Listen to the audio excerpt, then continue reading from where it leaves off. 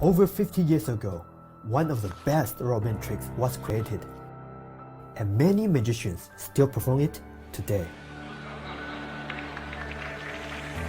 What you're about to see is a revolution of the crazy man's handcuffs.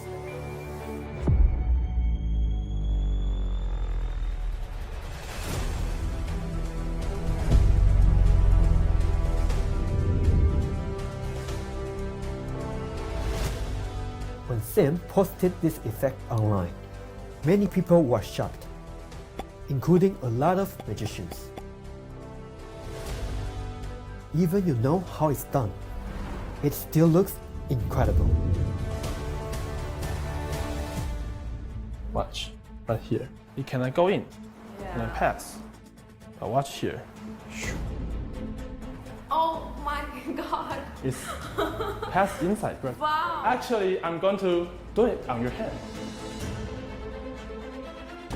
And it penetrates. Oh my god. This trick is visual and you can perform it in slow motion. The principle behind these tricks has unlimited possibilities, and many magicians offered their ideas, including Jorai Flash, Nicholas Lawrence, and Dr. Cyril Thomas.